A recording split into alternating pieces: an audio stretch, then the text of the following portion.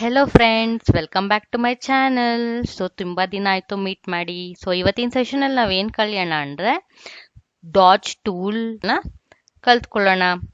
What we learn with pleasure we never forget.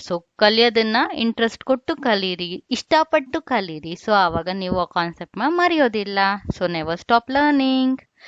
ತಡ ಮಾಡ್ದಲ್ಲೇ ಇವತ್ತಿನ ಸೆಷನ್ ಸ್ಟಾರ್ಟ್ ಮಾಡೋಣ.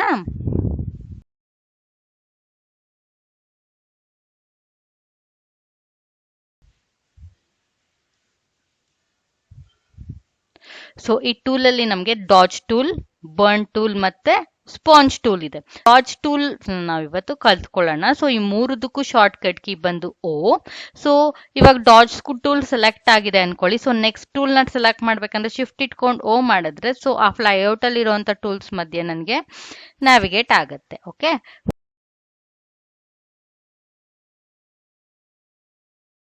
ಫಸ್ಟ್ ನಾವು ತಗೊಳ್ಳೋದು ಯಾವ ಟೂಲ್ ಅಪ್ಪ ಅಂದ್ರೆ ಡಾಜ್ ಟೂಲ್. ಡಾಜ್ ಟೂಲ್ ಅಂದ್ರೆ ಏನಪ್ಪಾ ಅಂದ್ರೆ, ಇವಾಗ ನನ್ನ ಒಂದು ಇಮೇಜ್ ಇದೆ ಅನ್ಕೊಳ್ಳಿ. ಇಲ್ಲಿ ಪ್ರತಿಯೊಂದನ್ನು ಪಿಕ್ಸೆಲ್ಸ್ ಇಂದ ಮಾಡಿರೋದು ಅಂತ ನಿಮಗೆ ಗೊತ್ತಲ್ವಾ. ಯಾವ್ದಾದ್ರು ಒಂದು ಪಾರ್ಟ್ ಆಫ್ ದ ಇಮೇಜ್ ಅಲ್ಲಿ ಒಂದು ಪಾರ್ಟ್ ನನಗೇನಾದ್ರೂ ಡಾರ್ಕ್ ಆಗ್ಬೇಕು ಅಂದ್ರೆ ಅವಾಗ ನಾನು ಏನ್ ಮಾಡ್ತೀನಪ್ಪ ಅಂದ್ರೆ ಬರ್ನ್ ಮಾಡ್ತೀನಿ. ನನಗೆ ಯಾವ್ದಾದ್ರು ಒಂಚೂರು ಲೈಟ್ ಆಗಿ ಕಾಣ್ಬೇಕು certain parts of a pixel ಅಂದ್ರೆ ಅವಾಗ ನಾನು ಏನ್ ಮಾಡ್ತೀನಿ ಅಂದ್ರೆ ಡಾಜ್ ಟೂಲ್ ನ ಯೂಸ್ ಮಾಡ್ತೀನಿ. ಇವಾಗ ನಾನು ಸೆಲೆಕ್ಟ್ ಮಾಡಿರೋದು ಡಾಜ್ ಟೂಲ್. ಓಕೆ, ಡಾಜ್ ಟೂಲ್ ನ ಸೆಲೆಕ್ಟ್ ಮಾಡ್ತಿದ್ದಂಗೆ ನೀವಿಲ್ಲಿ ಆಪ್ಷನ್ ಬಾರ್ ಅಲ್ಲಿ ನೋಡ್ಬೋದು, ನನಗೆ 3 ರೇಂಜ್ ಇದೆ. ಒಂದು ಬಂದು ಶ್ಯಾಡೋಸ್, ಇನ್ನೊಂದು ಬಂದು ಮಿಡ್ ಟೋನ್, ಇನ್ನೊಂದು ಬಂದು ಹೈಲೈಟ್ ಅಂತ. ಹಿಂಗಂದ್ರೆ ಏನು? ಶ್ಯಾಡೋ ಅಂದ್ರೆ ನನಗೆ ಏನಪ್ಪಾ ಅಂದ್ರೆ ಡಾರ್ಕ್ ಏರಿಯಾಸ್ ಚೇಂಜಸ್ ಮಾಡುತ್ತೆ. ಹೈಲೈಟ್ ಅಂದ್ರೆ ನಾನು ಒಂದು ಇಮೇಜ್ ಅಲ್ಲಿ ಏನ ಹೈಲೈಟ್ ಮಾಡಬೇಕು ಅವಾಗ ಹೈಲೈಟ್ಸ್ ನ ತಗೊಂತೀವಿ.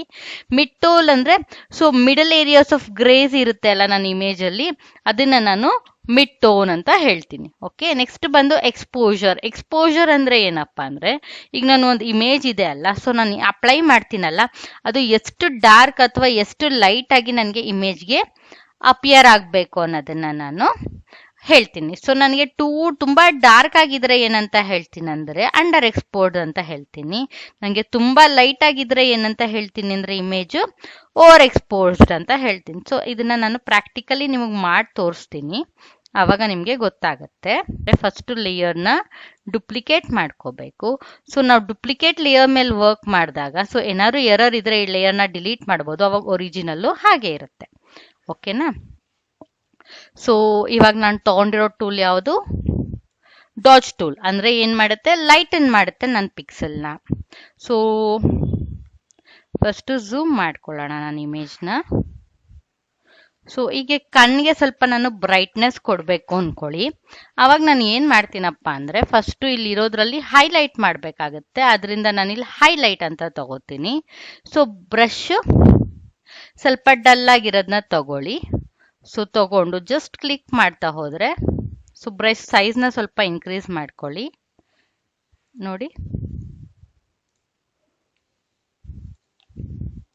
ಕಣ್ಣು ನನ್ಗಾಗ ಶೈನಿಂಗ್ ತರ ಬರುತ್ತೆ.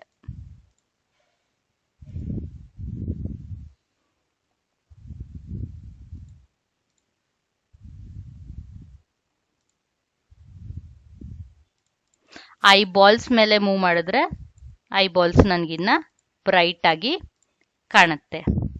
ಓಕೆ, ನಿಮಗೆ ಬ್ರೈಟ್ನೆಸ್ ಜಾಸ್ತಿ ಆಯ್ತು ಅಂದ್ರೆ ಏನ್ ಮಾಡ್ಬೋದು? ಅಂಡು ಮಾಡ್ಬೋದು. ಇಲ್ಲ ಅಂದ್ರೆ ಇಲ್ಲಿ ಒಪಾಸಿಟಿ ಇದೆಯಲ್ಲ, ಒಪಾಸಿಟಿ ಸ್ವಲ್ಪ ಕಮ್ಮಿ ಮಾಡ್ಬೋದು. ಓಕೆ, ಮುಂಚೆದಕ್ಕೂ ಈಗದಕ್ಕೂ ಡಿಫ್ರೆನ್ಸ್ ನೋಡಿ. ನಿಮ್ಗೆ ಐಸ್ ಎಷ್ಟು ಬ್ರೈಟ್ ಆಗಿ ಕಾಣುತ್ತೆ. ಈ ರೀತಿ ಐಸ್ ಎಲ್ಲ ಬ್ರೈಟ್ ಮಾಡಬೇಕು ಅಂದ್ರೆ ಅವಾಗ ನಾವೇನ್ ಮಾಡ್ತೀವಿ ಅಂದ್ರೆ ಡಾಜ್ ಟೂಲ್ ನ ಯೂಸ್ ಮಾಡ್ತೀವಿ.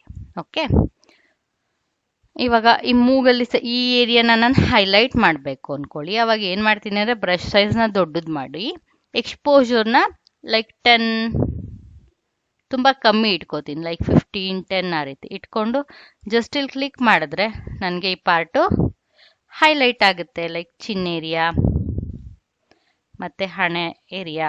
ಯಾವ ಏರಿಯಾ ನಿಮ್ಗೆ ಹೈಲೈಟ್ ಆಗಬೇಕು ಅಥವಾ ಲಿಪ್ಸ್ ಹೈಲೈಟ್ ಆಗಬೇಕು ಅಂದ್ರೆ ಲಿಪ್ಸ್.